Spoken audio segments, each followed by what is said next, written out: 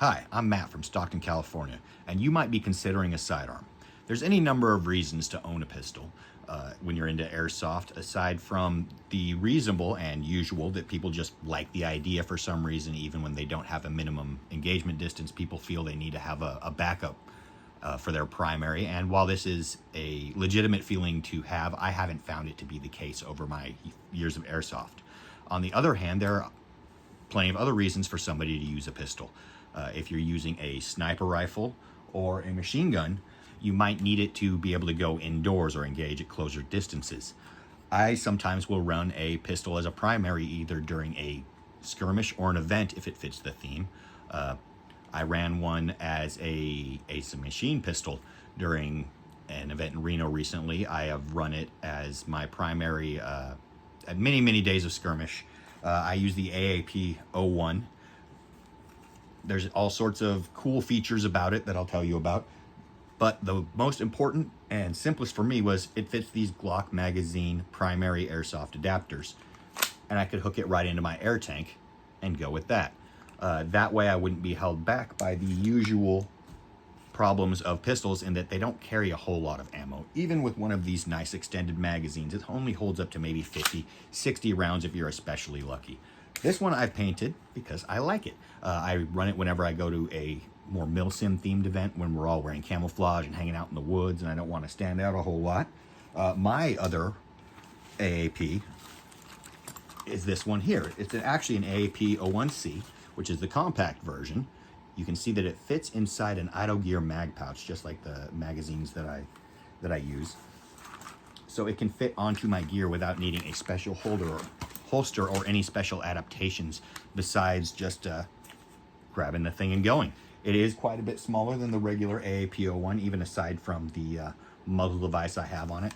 It's a bit flatter on the sides. You can see that it doesn't have the stippling. It's not quite as thick, but it still fits the magazines just fine, no issues. I really like it for a game day at a skirmish.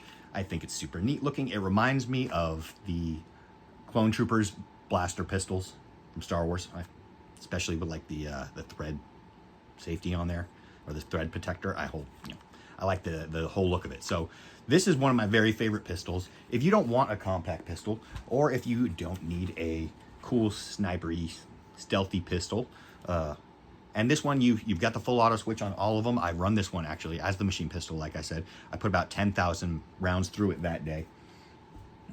My kids both also run AAP-01s. They both have them extended out with foregrips and butt stocks. My daughter prefers a tracer. Some just like the shorter look. He has a hollow sight. She's got a red dot. They're really great for my kids because they are lighter than a standard rifle. They still give a lot of feedback. They're a lot of fun to shoot because they kick a little bit with the gas blowback.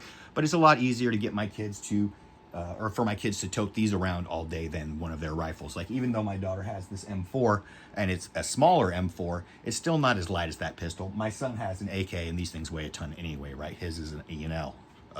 It's absurdly heavy. Sometimes he runs it, but sometimes he wants something lighter, and the pistol is great for that.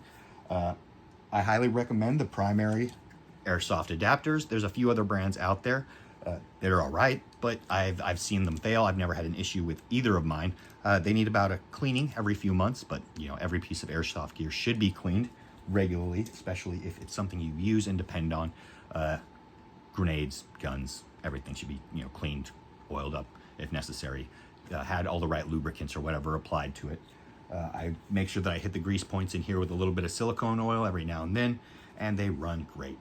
I will admit that this one had its hammer break, and I replaced it with a stainless steel hammer set, but I put a whole ton of rounds through it, full auto, semi-auto, easily in excess of 6,000 or 7,000. I feel like I got my original money's worth, and I'm still running it strong. I have nothing bad to say about this one, or this one, or this one, or this one. And I also really do like the Action Army buttstock fold out they have. It's a nice foldy little deal, and it goes in like this. All right, I am out of time, but I hope you learned a little bit of something about the AAP-01 and might consider it when you're making your next choice for an airsoft pistol.